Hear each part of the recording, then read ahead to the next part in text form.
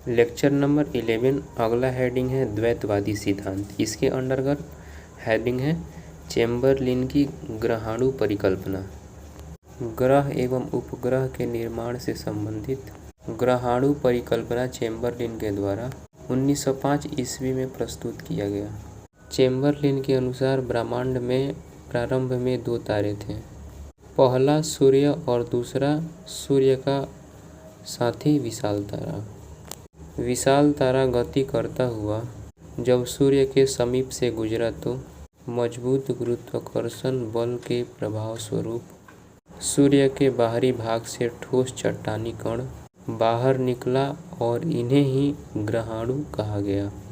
चूँकि विशाल साथी तारा गति करता हुआ अपने मार्ग पर आगे निकल चुका था और ये ग्रहाणु विशाल साथी तारे का साथ नहीं दे सके तथा सूर्य के गुरुत्वाकर्षण बल के परिणाम स्वरूप सूर्य की परिक्रमा करने लगे। चेम्बरलिन ने यह स्पष्ट किया कि अपेक्षाकृत बड़े ग्रहाणुओं ने छोटे कणों को आकर्षित करना प्रारंभ किया और इस प्रकार से ग्रहों एवं उपग्रहों की उत्पत्ति हुई है। अगला हेडिंग है सुपरनोवा परिकल्पना। इस सिद्धांत के अनुसार ब्रह्मांड में सूर्य के अलावा एक अन्य तारे की उपस्थिति थी जिसे सूर्य का साथी तारा कहा गया। यह तारा सूर्य की तुलना में आकार एवं द्रव्यमान में अत्यधिक बड़ा था तथा इस तारे में सुपरनोवा विस्फोट हुआ। परिणाम स्वरूप भारी मात्रा में धूल के कण बाहर निकले तथा सूर्य के गुरुत्वाकर्षण बल के कारण सूर्य की परिक्रमा करने लगे। अपेक्षाकृत बड़े कणों ने नाभिक की तरह कार्य करना प्रारंभ किया तथा छोटे कणों को अपनी तरफ आकर्षित करने लगे और इस प्रकार ग्रहों एवं उपग्रहों का निर्माण हुआ। सुपरनोवा परिकल्पना लिटलेटन द्वारा दिया गया था। लेक्चर 12 हेडिंग है वैम्पायर तारा। बाइनरी समूह ब्रैकेट में एक साथ 2 ब्रैकेट ऑफ में एक साथ रहने वाले छोटे एवं बड़े तारों में छोटा तारा बड़े तारे की ऊष्मा को अवशोषित करता है। इस छोटे तारे को ही वैम्पायर तारा कहा जाता है। हाल ही में नासा के द्वारा वैम्पायर तारा की खोज की गई है। अगला हेडिंग है सफ़ेद वीवर यानी कि व्हाइट होल। सफ़ेद वीवर की कल्पना भौतिक सिद्धांत के नियम को सही साबित करने के लिए की गई। सफ़ेद वीवर एक निकास द्वार की तरह माना जाता है तथा यह स्वीकार किया जाता है कि ब्लैक होल में प्रवेश करने वाले वस्तुएं, पदार्थ एवं प्रकाश सफ़ेद वीवर से बाहर निकलते हैं। इस प्रकार यह स्पष्ट होता है कि व्हाइट होल से प्रवेश नहीं किया जाता है। नोट: सफ़ेद वीवर का सिद्धांत 1964 में इगो नोवाकोर के द्वारा दिया गया था। अगला हेडिंग है सौरमंडल के प्रमुख ग्रह एवं उनकी विशेषताएं। हेडिंग है आंतरिक, चट्टानी या फिर पार्थिव ग्रह। यह ग्रह सूर्य के समीप उपस्थित है। ये ग्रह चट्टानी ग्रह हैं। इनका घनत्व अपेक्षाकृत अधिक है। यह ग्रह आकार में अपेक्षाकृत छोटे हैं। इन ग्रहों के पास उपग्रहों की संख्या कम है। इसमें बुध, शुक्र, पृथ्वी, मंगल आते हैं। अगला हेडिंग है बाह्य ग्रह या गैसीय ग्रह। यह सूर्य से दूर उपस्थित हैं। ये गैसीय ग्रह हैं। इनका घनत्व अपेक्षाकृत कम है। इनका आकार सामान्यतः बड़ा है। इनके पास उपग्रहों की संख्या अधिक है। इनमें बृहस्पति, शनि, अरुण, वरुण आते हैं। अगला हेडिंग है बुध ग्रह, मरकरी प्लैनेट। पहला पॉइंट, यह सौरमंडल का सबसे छोटा ग्रह है। दूसरा पॉइंट, यह सूर्य के सबसे नज़दीक उपस्थित है। तीसरा, यह अपने अक्ष पर एक घूर्णन लगभग 59 दिन में पूरा करता है। चौथा, सूर्य की एक परिक्रमा लगाने में 88 दिन लगाता है। पांचवा पॉइंट, दिन के समय सूर्य का सर्वाधिक प्रकाश प्राप्त करता है। यही कारण है कि यह दिन में सर्वाधिक गर्म होता है। छठा, रात्रि के समय बुध ठंडा हो जाता है तथा तापमान -180 डिग्री सेल्सियस तक चला जाता है। सातवां पॉइंट, बुध दिन के समय गर्म ग्रह तथा रात के समय शीतल ग्रह की तरह व्यवहार करता है। आठवां पॉइंट, बुध ग्रह पर तापांतर सर्वाधिक होता है। नौवां पॉइंट, बुध ग्रह का अपना कोई प्राकृतिक उपग्रह नहीं है। नोट: बुध पारगमन: जब बुध ग्रह सूर्य की परिक्रमा करता हुआ सूर्य एवं पृथ्वी के बीच से गुजरता है तो पृथ्वी पर कुछ समय के लिए ग्रहण की तरह स्थिति बन जाती है। इसे ही बुध पारगमन कहा जाता है। अगला हेडिंग है शुक्र यानी कि वेनस। पहला पॉइंट, यह चट्टानी ग्रह का उदाहरण है। दूसरा पॉइंट, सौरमंडल का तीसरा सबसे छोटा ग्रह है। तीसरा पॉइंट, बुध के पश्चात सूर्य के नज़दीक का दूसरा ग्रह है। चौथा पॉइंट, शुक्र अपने अक्ष पर एक घूर्णन लगभग 243 दिन में पूरा करता है तथा एक परिक्रमा 224.7 दिन में पूरा करता है। पांचवा पॉइंट, इसे भोर का तारा तथा शाम का तारा भी कहा जाता है। छठा पॉइंट, सुबह के समय यह पूरब दिशा में तथा शाम के समय पश्चिम दिशा में दिखाई पड़ता है। सातवां पॉइंट, यह सौरमंडल का सबसे चमकीला एवं सबसे गर्म ग्रह है क्योंकि इसके वायुमंडल में कार्बन डाइऑक्साइड की मात्रा सर्वाधिक है, लगभग 90 से 95%। आठवां पॉइंट, इसे सुंदरता की देवी भी कहा जाता है। पॉइंट 9, इसकी बनावट आकार पृथ्वी के समान है। यही कारण है कि इसे पृथ्वी का जुड़वा ग्रह भी कहा जाता है। पॉइंट नंबर 10, पृथ्वी सतह के समान ही शुक्र पर ज्वालामुखी, पर्वत, पठार इत्यादि की उपस्थिति है। पॉइंट नंबर 11, शुक्र पर अल्फा बीटा नामक पर्वत उपस्थित है। पॉइंट नंबर 12, शुक्र पर उपस्थित सबसे चौड़े पठार को लक्ष्मी पठार कहा जाता है। पॉइंट नंबर 13, शुक्र का कोई अपना प्राकृतिक उपग्रह नहीं है। पॉइंट नंबर 14, यह ग्रह अन्य आंतरिक ग्रहों के सापेक्ष विपरीत दिशा में घूर्णन करता है। लेक्चर 13 हेडिंग है पृथ्वी। पॉइंट नंबर 1, पृथ्वी शुक्र के पश्चात एवं मंगल के पहले उपस्थित है। पॉइंट नंबर 2, पृथ्वी पर जीवन उपस्थित है। यही कारण है कि पृथ्वी को सौरमंडल का सबसे अनोखा ग्रह कहा जाता है। पॉइंट नंबर 3, पृथ्वी गोल्डीलॉक्स जोन का सदस्य है। गोल्डीलॉक्स जोन एक ऐसा क्षेत्र है जहां उन आकाशीय पिंडों को रखा जाता है जहां तापमान ना तो अधिक और ना ही कम होता है, साथ ही साथ पृथ्वी की तरह वायुमंडल एवं जल के उपस्थिति की संभावना हो तथा जीवन संभव हो। पॉइंट नंबर 4, पृथ्वी का अपना एक वायुमंडल है जिसमें नाइट्रोजन, ऑक्सीजन, कार्बन डाइऑक्साइड, जलवाष्प, आर्गन, नियोन, जेनॉन तथा ओजोन जैसी गैस उपस्थित है। पॉइंट नंबर 5, पृथ्वी के सतह का औसत तापमान लगभग 15 डिग्री सेल्सियस है। पॉइंट नंबर 6, पृथ्वी पर स्थलमंडल, जलमंडल, वायुमंडल तथा जैवमंडल के रूप में 4 मंडल उपस्थित हैं। पॉइंट नंबर 7, पृथ्वी के सतह पर पर्वत, पठार, मैदान, मरुस्थल जैसे विभिन्न प्रकार की स्थलाकृतियाँ हैं। इसी कारणवश पृथ्वी का सतह असमरूप है। पॉइंट नंबर 8, पृथ्वी के सतह से केंद्र की तरफ जाने पर तापमान में वृद्धि होती है जिसका निम्नलिखित कारण है। ए, आंतरिक भाग में दबाव अधिक है। बी, आंतरिक भाग में यूरेनियम, थोरियम जैसे रेडियो सक्रिय पदार्थ की उपस्थिति है। पृथ्वी के केंद्र से ऊष्मा मुक्त होती है। पॉइंट नंबर 9, आंतरिक भाग में गहराई में वृद्धि के साथ घनत्व में वृद्धि होती है जिसका प्रमुख कारण आंतरिक भाग में अत्यधिक दबाव है। पॉइंट नंबर 10, पृथ्वी के आंतरिक भाग में लोहा, निकेल जैसे भारी पदार्थों की उपस्थिति है। यही कारण है कि आंतरिक भाग में गहराई में वृद्धि के साथ दबाव में भी वृद्धि होती है।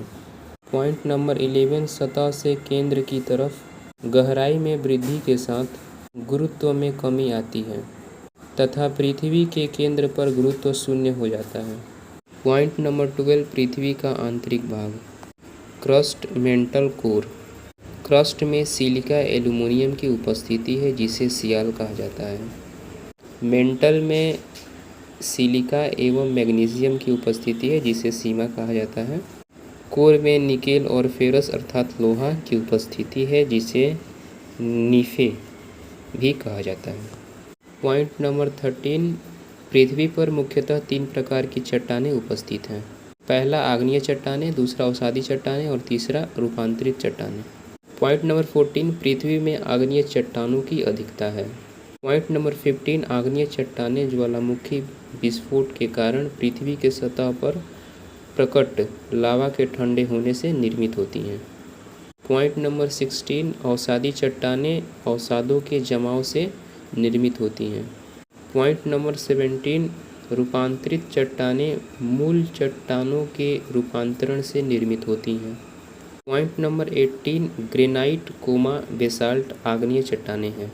चूना पत्थर, बालू पत्थर, सेल अवसादी चट्टानें हैं तथा नीस, सिस्ट, संगमरमर, हीरा, स्लेट रूपांतरित चट्टानों के उदाहरण हैं। पॉइंट नंबर 19, पृथ्वी के पास स्वयं की चुंबकीय शक्ति है जिसे भूचुंबक कहा जाता है। यह चुंबक पृथ्वी के भूगर्भ में स्थित है। पृथ्वी के चुंबक का उत्तरी ध्रुव दक्षिणी गोलार्ध में तथा दक्षिणी ध्रुव उत्तरी गोलार्ध में स्थित है। पृथ्वी के चुंबकीय ध्रुव तथा भौगोलिक ध्रुव एक दूसरे के विपरीत दिशा में उपस्थित हैं। पृथ्वी के चुंबक के कारण चुंबकीय क्षेत्र निर्मित होती है जो कि सूर्य के अत्यधिक ऊष्मा की तरंगों से पृथ्वी की रक्षा करता है। पृथ्वी के चुंबकीय क्षेत्र के कारण ध्रुवों पर रंग बिरंगा प्रकाश उत्पन्न होता है जिसे ध्रुवीय ज्योति या अरोरा कहा जाता है। Paragraph change. उत्तरी ध्रुव ब्रैकेट में उत्तरी गोलार्ध में इसे अरोरा बोरियोलिस तथा दक्षिणी ध्रुव ब्रैकेट में दक्षिणी गोलार्ध में इसे अरोरा ऑस्ट्रेलिस कहा जाता है। लेक्चर नंबर 14, हेडिंग है मंगल। पॉइंट नंबर 1, बुध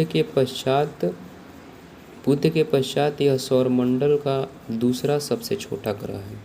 पॉइंट नंबर 2, इसे लाल ग्रह कहा जाता है क्योंकि यह लाल रंग का दिखाई देता है जिसका प्रमुख कारण मंगल के मृदा में आयरन ऑक्साइड की उपस्थिति है।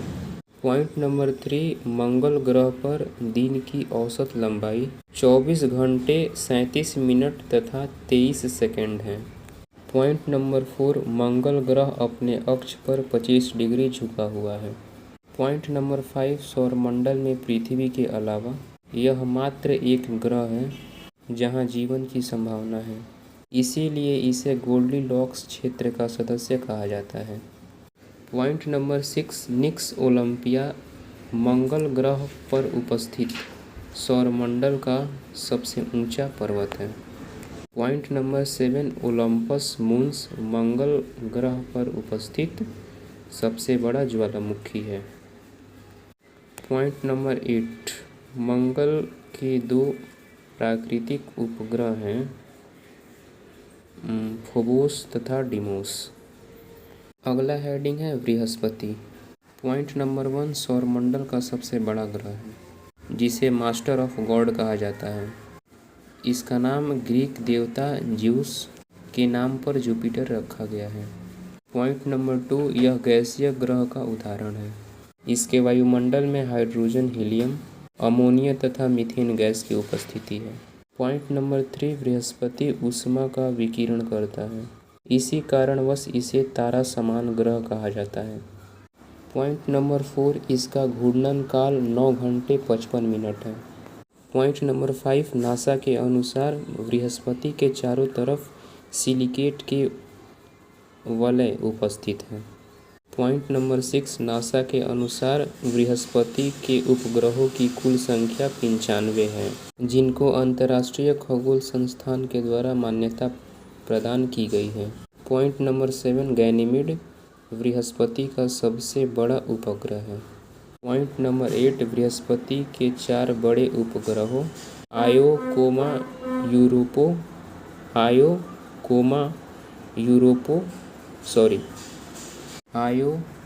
यूरोपा, गैनीमेड तथा कैलिस्ट्रो की खोज गैलीलियो के द्वारा की गई थी, इसीलिए इनको गैलीलियो उपग्रह कहा जाता है। पॉइंट नंबर 9, बृहस्पति पर लाल रंग का तूफान उठता है, जिसे ग्रेट रेड स्पॉट कहा जाता है। वास्तव में यह सिलिकेट के तूफान होते हैं। अगला हेडिंग है शनि। पॉइंट नंबर 1, सौरमंडल का दूसरा सबसे बड़ा ग्रह, जो अपने अक्ष पर 10 घंटे में एक घूर्णन पूरा करता है। यह अपने अक्ष पर लगभग 27 डिग्री झुका हुआ है। पॉइंट नंबर 2, शनि के चारों तरफ धूल के कणों से निर्मित वलय उपस्थित हैं। इन वलय की संख्या 7 है, जिनका नाम क्रमशः A, B, C, D, E, F, G है। पॉइंट नंबर 3, शनि के 2 वलय के बीच काली रेखा उपस्थित है, जो 2 वलय को अलग करती है। इसे कैसिना डिवीजन कहा जाता है।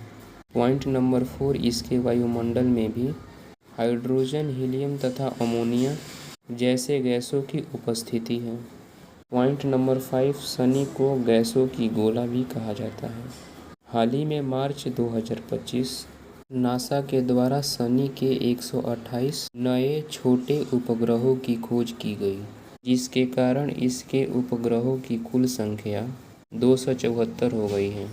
टाइटन, रिया इसके प्रमुख बड़े उपग्रह हैं। अगला हेडिंग है अरुण। पॉइंट नंबर 1, आकार के आधार पर सौरमंडल का तीसरा सबसे बड़ा ग्रह है।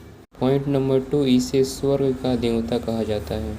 पॉइंट नंबर 3, इसके वायुमंडल में अन्य गैसों की तुलना में मीथेन गैस की मात्रा अधिक है, इसी कारणवश यह हरे रंग का दिखाई देता है। पॉइंट नंबर 4, इसके चारों तरफ 5 वलय उपस्थित हैं, जिसे alpha, beta, gamma, delta, epsilon कहा जाता है। पॉइंट नंबर 5, यह अपने अक्ष पर 82 डिग्री से लेकर 89 डिग्री झुका हुआ है, इसी कारणवश इसे लेटा हुआ ग्रह कहा जाता है। पॉइंट नंबर 6, नासा के अनुसार इसके उपग्रहों की कुल संख्या 27+1 है।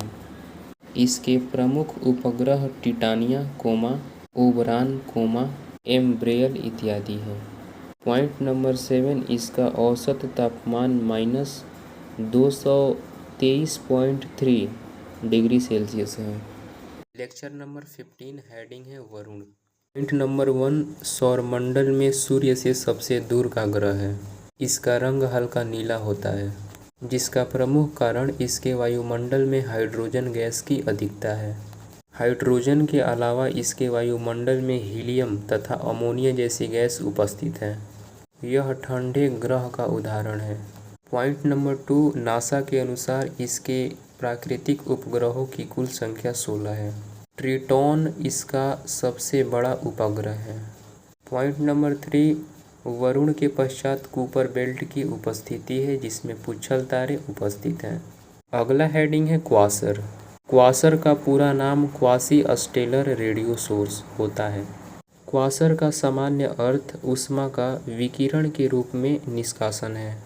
घूर्णन करता हुआ वलय से बाहर निकलते हुए कणों के घर्षण के परिणाम स्वरूप ऊष्मा का निष्कासन होता है, इसे ही क्वासर कहा जाता है। अगला हेडिंग है ग्रहण, इक्लिप्स। ग्रहण 2 प्रकार के होते हैं, सूर्य ग्रहण और चंद्र ग्रहण। हम सबसे पहले सूर्य ग्रहण की बात करेंगे। हेडिंग है सूर्य ग्रहण। जब चंद्रमा पृथ्वी की परिक्रमा करते हुए पृथ्वी एवं सूर्य के बीच आ जाती है, तो चंद्रमा सूर्य के प्रकाश के मार्ग में अवरोध उत्पन्न करती है। परिणाम स्वरूप पृथ्वी पर चंद्रमा की छाया पड़ती है, इसे ही सूर्य ग्रहण कहा जाता है। अगला पॉइंट, सूर्य ग्रहण की स्थिति अमावस्या के दिन होती है। किंतु प्रत्येक अमावस्या को सूर्य ग्रहण नहीं होता है, क्योंकि प्रत्येक अमावस्या को सूर्य, चंद्रमा तथा पृथ्वी तीनों एक सीध में नहीं होते हैं। अगला डायग्राम है, डायग्राम को समझते हैं। जब सूर्य ग्रहण की स्थिति होती है तो चंद्रमा की छाया पृथ्वी पर पड़ती है। चंद्रमा की छाया दो प्रकार की होती है, एक गहरी और एक हल्की। गहरी छाया को अम्बरा कहा जाता है तथा हल्की छाया को पेनुअम्बरा कहा जाता है। Diagram and. अगला हेडिंग है सूर्य ग्रहण के प्रकार। सूर्य ग्रहण दो प्रकार के होते हैं, पहला पूर्ण सूर्य ग्रहण, दूसरा आंशिक सूर्य ग्रहण। अगला हेडिंग है पूर्ण सूर्य ग्रहण। जब चंद्रमा सूर्य एवं पृथ्वी के बीच उपस्थित होती है तथा सूर्य, चंद्रमा एवं पृथ्वी तीनों के केंद्र एक सीध में होते हैं तो इसे पूर्ण सूर्य ग्रहण कहा जाता है। पूर्ण सूर्य ग्रहण की स्थिति में सूर्य का बाहरी भाग एक वलय के समान दिखाई देता है, जिसे हीरक वलय या डायमंड रिंग कहा जाता है। अगला हेडिंग है आंशिक सूर्य ग्रहण।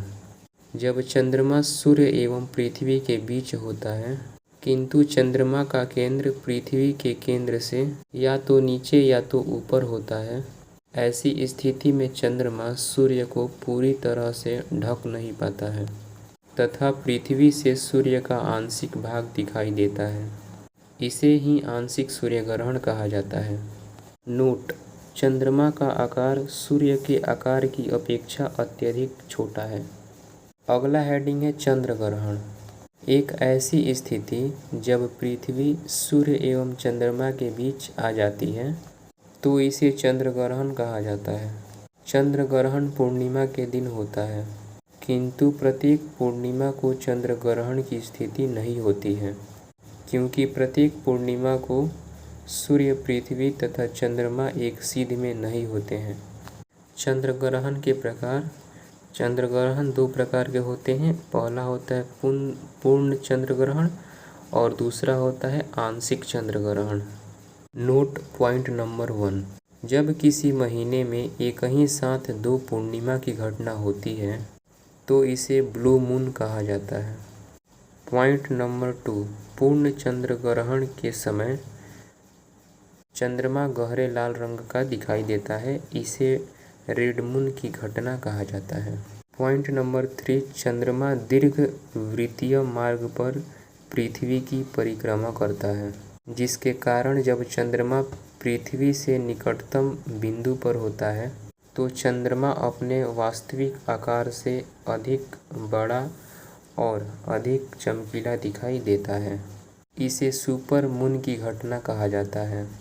डायग्राम: जैसा कि हम जानते हैं कि चंद्रमा दीर्घ वृत्तीय मार्ग पर पृथ्वी की परिक्रमा करता है, तो जब चंद्रमा पृथ्वी के निकटतम बिंदु पर होता है तो इसको हम उपभू कहते हैं, और जब चंद्रमा पृथ्वी से दूर होता है तो उस स्थिति को हम अपभू कहते हैं। पॉइंट नंबर 4: जब कभी सूर्य, चंद्रमा तथा पृथ्वी तीनों आकाशीय पिंड एक सीध ब्रैकेट में एक सीधी रेखा में होते हैं तो इसे सिजगी कहा जाता है। अगला हेडिंग है पृथ्वी की गति। पृथ्वी दो प्रकार की गति करती है, पहला घूर्णन गति या परिभ्रमण गति और दूसरा परिक्रमण गति। अगला हेडिंग है घूर्णन गति। पृथ्वी का अपने अक्ष पर गति करना घूर्णन गति कहलाता है। अगला पॉइंट: पृथ्वी लगभग 24 घंटे में अपने अक्ष पर एक चक्कर पूरा करती है, इसे पृथ्वी का घूर्णन काल कहा जाता है। अगला पॉइंट है पृथ्वी अपने अक्ष पर पश्चिम से पूर्व दिशा की ओर गति करती है। अगला हेडिंग है सौर दिवस। सूर्य को आधार मानकर पृथ्वी अपने अक्ष पर 24 घंटे में एक चक्कर पूरा करती है, इसे ही सौर दिवस कहा जाता है। अगला हेडिंग है नक्षत्र दिवस। किसी तारे के सापेक्ष पृथ्वी अपने अक्ष पर 23 घंटा 56 मिनट 47 सेकेंड में एक चक्कर पूरा करती है, इसे नक्षत्र दिवस कहा जाता है। अगला पॉइंट है सौर दिवस की अवधि नक्षत्र दिवस से अधिक होती है। नोट: पृथ्वी के अलग अलग स्थानों पर पृथ्वी की घूर्णन गति अलग अलग होती है। अगला पॉइंट है, विषुवत रेखा पर पृथ्वी की घूर्णन गति अधिक होती है तथा विषुवत रेखा से ध्रुवों की तरफ पृथ्वी की घूर्णन गति कम होती जाती है। ध्रुवों पर पृथ्वी की घूर्णन गति शून्य होती है। लेक्चर नंबर 16 हेडिंग है घूर्णन के प्रभाव। पहला हेडिंग है दिन रात का होना। पृथ्वी के घूर्णन के कारण ही दिन एवं रात की घटना होती है। अगला पॉइंट है, पृथ्वी के घूर्णन की प्रक्रिया के फलस्वरूप पृथ्वी का जो भाग सूर्य के सम्मुख होता है वहाँ दिन होती है। इसके विपरीत पृथ्वी की जो भाग सूर्य के विपरीत दिशा में होती है वहाँ रात होता है। अगला हेडिंग है दिन एवं रात में अंतर का होना। पृथ्वी सतह पर दिन एवं रात में अंतर होता है। केवल 21 मार्च तथा 23 सितंबर को दिन एवं रात बराबर होते हैं। दिन एवं रात में अंतर होने के निम्न कारण हैं। पहला है, पृथ्वी का अपने अक्ष पर 23.5 डिग्री झुका होना। दूसरा, पृथ्वी के द्वारा सूर्य की परिक्रमा करना। अगला हेडिंग है, ध्रुवों पर दिन एवं रात की अवधि 6 महीना होने के कारण। पहला है, पृथ्वी का अपने अक्ष पर 23.5 डिग्री झुका होना। दूसरा है, पृथ्वी के दोनों ध्रुव गति न करके स्थिर अवस्था में हैं। तीसरा, पृथ्वी के द्वारा सूर्य की परिक्रमा करना। अगला हेडिंग है, पृथ्वी का घूर्णन तथा पृथ्वी का आकार। पृथ्वी के घूर्णन के कारण पृथ्वी के आकार में परिवर्तन हुआ है। पृथ्वी की घूर्णन गति विषुवत रेखा पर अधिकतम है। इसी कारणवश विषुवत रेखा के क्षेत्र में पृथ्वी सतह पर कार्य करने वाला अपकेंद्रीय बल सर्वाधिक होता है। यही कारण है कि पृथ्वी का विषुवत रेखीय क्षेत्र बाहर की तरफ निकला हुआ है तथा दोनों ध्रुव सपाट हैं, जिसके कारण पृथ्वी का आकार गोला ना होकर गोलक (जियोइड) में परिवर्तित हुआ है। नोट: पॉइंट नंबर 1, पृथ्वी के आकार में परिवर्तन के कारण पृथ्वी के त्रिज्या में परिवर्तन हुआ है। इसी कारणवश विषुवत रेखा पर पृथ्वी की त्रिज्या अधिकतम होता है। पॉइंट नंबर 2, विषुवत रेखा से ध्रुवों की तरफ जाने पर पृथ्वी की त्रिज्या में कमी आती है तथा ध्रुवों पर पृथ्वी की त्रिज्या न्यूनतम होती है। पॉइंट नंबर 3, त्रिज्या में परिवर्तन के कारण पृथ्वी के गुरुत्व में परिवर्तन आता है। पॉइंट नंबर 4, विषुवत रेखा पर पृथ्वी का गुरुत्व न्यूनतम होता है तथा विषुवत रेखा से ध्रुवों की तरफ गुरुत्व बढ़ता जाता है एवं ध्रुवों पर यह अधिकतम होता है। पॉइंट नंबर 5, एक ऐसा काल्पनिक वृत्त जो दिन एवं रात को अलग करता है उसे प्रदीप्ति वृत्त कहा जाता है। लेक्चर 17 है और हेडिंग है पृथ्वी का घूर्णन तथा कोरियोलिस बल। पृथ्वी के घूर्णन के कारण एक बल पैदा होता है जिसे फ्रांसीसी विद्वान कोरियोलिस के नाम पर कोरियोलिस बल कहा जाता है। यह बल पवन तथा महासागरीय जलधाराओं की दिशा में परिवर्तन करता है। अगला पॉइंट है, कोरियोलिस बल के कारण पवन तथा जलधाराएं उत्तरी गोलार्ध में अपना मार्ग दाहिने तरफ (राइट हैंड साइड) तथा दक्षिणी गोलार्ध में बाईं तरफ (लेफ्ट हैंड साइड) मुड़ जाती हैं। अगला पॉइंट है, पृथ्वी सतह पर अलग अलग स्थानों पर अलग अलग कोरियोलिस बल होता है। अगला पॉइंट है, विषुवत रेखा पर कोरियोलिस बल न्यूनतम होता है (शून्य होता है) तथा विषुवत रेखा से ध्रुवों की तरफ जाने पर कोरियोलिस बल का मान बढ़ता जाता है तथा ध्रुवों पर यह अधिकतम होता है। अगला हेडिंग है पृथ्वी का परिक्रमण। पृथ्वी के द्वारा सूर्य के चारों तरफ दीर्घवृत्तीय मार्ग पर गति करना परिक्रमण कहलाता है। पृथ्वी का परिक्रमण काल 365 दिन 6 घंटा होता है।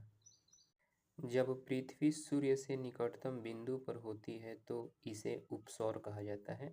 इसकी स्थिति 3 जनवरी को बनती है। जब पृथ्वी सूर्य से सबसे दूरी पर स्थित होता है, सबसे दूर की बिंदु पर स्थित होता है, तो इसे हम ऑफशोर कहते हैं और इसकी स्थिति 4 जुलाई को बनती है। नोट: उपसौर की स्थिति में जब पृथ्वी सूर्य से निकटतम बिंदु पर होती है तो इस स्थिति में उत्तरी गोलार्ध में शीत ऋतु के प्रभाव में कमी आती है। अगला पॉइंट: ऑफशोर की स्थिति में जब पृथ्वी सूर्य से अधिकतम दूरी पर होती है तो उत्तरी गोलार्ध में ग्रीष्म ऋतु के प्रभाव में कुछ कमी आती है। अगला हेडिंग है पृथ्वी का परिक्रमण एवं ऋतु में परिवर्तन। हेडिंग है मौसम तथा जलवायु। किसी क्षेत्र में उपस्थित ऐसी वायुमंडलीय दशा जिसमें तापमान तथा आर्द्रता की दशाओं में तात्कालिक रूप से परिवर्तन होता है उसे मौसम कहा जाता है। पैराग्राफ चेंज: किसी क्षेत्र में उपस्थित एक ऐसी वायुमंडलीय दशा जिसमें तापमान तथा आर्द्रता लंबे समय तक ब्रैकेट में लगभग 25 से 30 वर्ष नियत होती है, इसे जलवायु कहा जाता है। एक डायग्राम है, डायग्राम को समझते हैं। केंद्र में सूर्य है और चारों तरफ पृथ्वी है। 22 दिसंबर को सूर्य की किरणें सीधे मकर रेखा पर पड़ती हैं जो कि दक्षिणी गोलार्ध में स्थित है। उसके बाद 21 मार्च को सूर्य की किरणें पृथ्वी के भूमध्य रेखा पर सीधे पड़ती हैं। ठीक है, इस प्रकार इस दिन दोनों गोलार्धों में दिन और रात बराबर होती है। आगे बढ़ते हैं।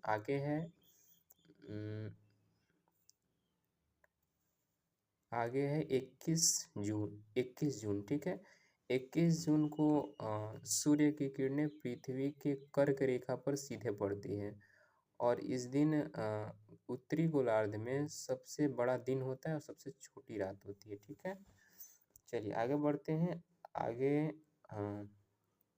आगे है 23 सितंबर। 23 सितंबर के दिन सूर्य की किरणें विषुवत रेखा अर्थात भूमध्य रेखा पर सीधे पड़ती है और फिर इस दिन पुनः दोनों गोलार्धों में, उत्तरी एवं दक्षिणी गोलार्धों में सूर्य की किरणें बराबर होती है तथा दिन एवं रात बराबर होता है। अगला हेडिंग है विषुव अर्थात इक्विनॉक्स। 21 मार्च तथा 23 सितंबर को जब सूर्य की किरणें विषुवत रेखा पर सीधी या लंबवत होती है तो इसे विषुव कहा जाता है। अगला पॉइंट है विषुव की स्थिति में दोनों गोलार्धों में सूर्य के प्रकाश का वितरण एक समान होता है। अगला पॉइंट है विषुव की स्थिति में दोनों गोलार्धों में दिन एवं रात एक बराबर होती है। अगला हेडिंग है ग्रीष्म ऋतु। 21 मार्च के पश्चात पृथ्वी के परिक्रमण के कारण उत्तरी गोलार्ध सूर्य के तरफ झुकने लगता है, इसे सूर्य का उत्तरायण कहा जाता है। पैराग्राफ चेंज: सूर्य के उत्तरायण के कारण उत्तरी गोलार्ध में सूर्य के प्रकाश की तीव्रता बढ़ने लगती है जिससे उत्तरी गोलार्ध में ग्रीष्म ऋतु प्रारंभ होती है। ब्रैकेट में दक्षिणी गोलार्ध में इसके विपरीत स्थिति होती है। अगला हेडिंग है ग्रीष्म अयनांत। 21 जून को सूर्य की किरणें कर्क रेखा पर सीधी या लंबवत होती है, इसे ही ग्रीष्म अयनांत कहा जाता है। पैराग्राफ चेंज: ग्रीष्म अयनांत के समय उत्तरी गोलार्ध में ग्रीष्म ऋतु पैराग्राफ चेंज: ग्रीष्म अयनांत के समय उत्तरी गोलार्ध में ग्रीष्म ऋतु का प्रभाव अत्यंत प्रचंड होता है तथा दिन सबसे बड़ा एवं रात सबसे छोटी होती है। ब्रैकेट में दक्षिणी गोलार्ध में इसके विपरीत स्थिति होती है। अगला हेडिंग है शीत ऋतु। 23 सितंबर के बाद सूर्य का दक्षिणायन होता है, इसके कारण दक्षिणी गोलार्ध में प्रकाश की मात्रा में वृद्धि होती है किंतु उत्तरी गोलार्ध में प्रकाश की मात्रा में कमी आती है जिससे उत्तरी गोलार्ध में शीत ऋतु प्रारंभ होता है। अगला हेडिंग है शीत अयनांत। 22 दिसंबर को सूर्य का प्रकाश मकर रेखा पर सीधी होती है, यही कारण है कि इस समय दक्षिण गोलार्ध में ग्रीष्म ऋतु का प्रभाव अधिक किंतु उत्तरी गोलार्ध में शीत ऋतु अत्यधिक प्रभावी होती है। शीत अयनांत की स्थिति में उत्तरी गोलार्ध में सबसे बड़ी रात एवं सबसे बड़ा दिन होता है, जबकि दक्षिणी गोलार्ध में सबसे बड़ा दिन एवं सबसे छोटी रात होती है। लेक्चर 18 हेडिंग है एपीसाइड लाइन। दो आकाशीय पिंडों के बीच न्यूनतम तथा अधिकतम दूरी को मिलाने वाली काल्पनिक रेखा एपीसाइड लाइन कहलाती है। अगला हेडिंग है अक्षांश एवं देशांतर रेखाएं। हेडिंग अक्षांश रेखाएं वैसी काल्पनिक रेखाएं जो पृथ्वी सतह पर पूरब से पश्चिम की तरफ क्षैतिज रूप में खींची जाती हैं तथा पृथ्वी को उत्तर एवं दक्षिण में विभाजित करती है, अक्षांश रेखाएं कहलाती हैं। अगला हेडिंग है देशांतर रेखाएं। वैसी काल्पनिक रेखाएं जो उत्तर से दक्षिण की तरफ खींची जाती है ब्रैकेट में पृथ्वी सतह पर तथा पृथ्वी को पूरब एवं पश्चिम में विभाजित करती है, देशांतर रेखाएं कहलाती हैं। अगला हेडिंग है अक्षांश वृत्त। पृथ्वी एक ग्लोब का उदाहरण है तथा ग्लोब पर अक्षांश रेखाएं वास्तव में वृत्त के रूप में होती हैं, इसे ही अक्षांश वृत्त कहा जाता है। Paragraph change. विषुवत वृत्त सबसे बड़े वृत्त का उदाहरण है, इसे वृहद वृत्त या ग्रेट सर्कल कहा जाता है। Paragraph change. विषुवत वृत्त से ध्रुवों की तरफ जाने पर वृत्त का आकार छोटा होता जाता है तथा पृथ्वी के दोनों ध्रुव बिंदु के रूप में होते हैं। अगला हेडिंग है अक्षांश। पृथ्वी के सतह पर उपस्थित किसी बिंदु का पृथ्वी के केंद्र से भूमध्य रेखा के सापेक्ष बनाया गया कोण अक्षांश कहलाता है। Paragraph change. दो अक्षांश के बीच 1 डिग्री का अंतर होता है। Paragraph change. पृथ्वी सतह पर दो अक्षांश रेखाओं के बीच 111 किलोमीटर की दूरी होती है। लेक्चर 19 हेडिंग है अक्षांश रेखाओं की संख्या। इसको हम दो भागों में विभाजित करते हैं, एक ग्लोब पर और एक मानचित्र पर। हम सबसे पहले पढ़ेंगे ग्लोब पर। ग्लोब पर अक्षांश रेखाओं की कुल संख्या 179 होती है, क्योंकि ग्लोब पर 90 डिग्री उत्तरी ध्रुव तथा 90 डिग्री दक्षिणी ध्रुव एक रेखा के रूप में उपस्थित न होकर एक बिंदु के रूप में उपस्थित हैं। अगला हेडिंग है मानचित्र पर। मानचित्र पर 90 डिग्री उत्तरी ध्रुव तथा 90 डिग्री दक्षिणी ध्रुव बिंदु के रूप में उपस्थित न होकर रेखा के रूप में होता है। यही कारण है कि मानचित्र पर दो अतिरिक्त अक्षांश रेखाएं प्राप्त होती है तथा मानचित्र पर अक्षांश रेखाओं की कुल संख्या 181 होती है। अगला हेडिंग है पृथ्वी पर खींची गई प्रमुख अक्षांश रेखाएं। इसके अंतर्गत हेडिंग विषुवत रेखा। 0 डिग्री अक्षांश रेखा विषुवत रेखा कहलाती है। यह रेखा पृथ्वी को दो बराबर भागों उत्तर एवं दक्षिण में विभाजित करती है, इसीलिए इसे भूमध्य रेखा कहा जाता है। Paragraph change. सूर्य की किरणें विषुवत रेखा पर 21 मार्च तथा 23 सितंबर को सीधी पड़ती है, इसे विषुव कहा जाता है। अगला हेडिंग है कर्क रेखा। 23.5 डिग्री उत्तरी अक्षांश रेखा कर्क रेखा कहलाती है। Paragraph change. 21 जून को सूर्य की किरणें कर्क रेखा पर सीधी होती है। Paragraph change. कर्क रेखा भारत को दो बराबर भागों उत्तर एवं दक्षिण में विभाजित करती है। 23.5 डिग्री दक्षिणी अक्षांश रेखा मकर रेखा कहलाती है। अगला हेडिंग है मकर रेखा। 23.5 डिग्री दक्षिणी अक्षांश रेखा मकर रेखा कहलाती है। Paragraph change. 22 दिसंबर को सूर्य की किरणें मकर रेखा पर सीधा या लंबवत होती है, इसे शीत अयनांत कहा जाता है। अगला हेडिंग है आर्कटिक वृत्त। 66.5 डिग्री उत्तरी अक्षांश रेखा को आर्कटिक वृत्त कहा जाता है। यह आर्कटिक महासागर से होकर गुजरती है। अगला हेडिंग है अंटार्कटिक वृत्त। 66.5 डिग्री दक्षिणी अक्षांश रेखा अंटार्कटिक वृत्त कहलाती है। Paragraph change. यह अंटार्कटिक महाद्वीप से होकर गुजरती है। अगला हेडिंग है ताप कटिबंध या टेम्परेचर बेल्ट। पृथ्वी पर दो अक्षांश रेखाओं के बीच उपस्थित क्षेत्र को कटिबंध कहा जाता है तथा यदि किसी कटिबंध में तापमान संबंधित विशेषताएं समरूप होती हैं तो इसे ताप कटिबंध कहा जाता है। अगला हेडिंग है पृथ्वी के प्रमुख ताप कटिबंध। पहला है उष्ण कटिबंध। कर्क एवं मकर रेखा के बीच उपस्थित प्रदेश उष्ण कटिबंध है। Paragraph change. वर्ष में कभी न कभी सूर्य की किरणें लंबवत अवश्य होती है। Paragraph change. 21 मार्च तथा 23 सितंबर को सूर्य का प्रकाश विषुवत रेखा पर, 21 जून को सूर्य का प्रकाश कर्क रेखा पर तथा 23 सितंबर को सूर्य का प्रकाश मकर रेखा पर सीधा या लंबवत होता है। Paragraph change. यह प्रदेश गर्म प्रदेश का उदाहरण है। अगला हेडिंग है शीत कटिबंध। दोनों गोलार्धों में 66.5 डिग्री से लेकर 90 डिग्री अक्षांश के मध्य उपस्थित प्रदेश शीत कटिबंध कहलाता है। Paragraph change. इस क्षेत्र में सूर्य की किरणें सर्वाधिक तिरछी होती हैं। यही कारण है कि इस प्रदेश में सूर्य की प्रकाश की तीव्रता न्यूनतम होती है। इसी कारणवश यह क्षेत्र ठंडा प्रदेश है तथा इस क्षेत्र में अधिकांश समय तक सतह के ऊपर बर्फ जमा रहता है। अगला हेडिंग है शीतोष्ण कटिबंध। दोनों गोलार्धों में 23.5 डिग्री से लेकर 23.5 डिग्री से लेकर 66.5 डिग्री तक के बीच उपस्थित प्रदेश शीतोष्ण कटिबंध कहलाता है। Paragraph change. यह प्रदेश शीत कटिबंध की तुलना में गर्म तथा उष्ण कटिबंध की तुलना में ठंडा होता है। Paragraph change. इस क्षेत्र में पछुआ पवन अत्यधिक प्रभावी होती है। इस पवन के द्वारा शीत ऋतु में अधिक वर्षा होती है।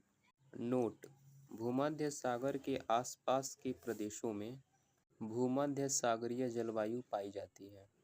इस जलवायु में ग्रीष्म ऋतु शुष्क होती है तथा अधिकांश वर्षा शीत ऋतु में होता है। Paragraph change. इस प्रदेश में रसीले फलों जैसे अंगूर, संतरा, मौसम्बी, नींबू तथा अंजीर इत्यादि के अत्यधिक उत्पादन होता है। इसीलिए भूमध्य सागरीय जलवायु शराब उद्योग के लिए प्रसिद्ध है।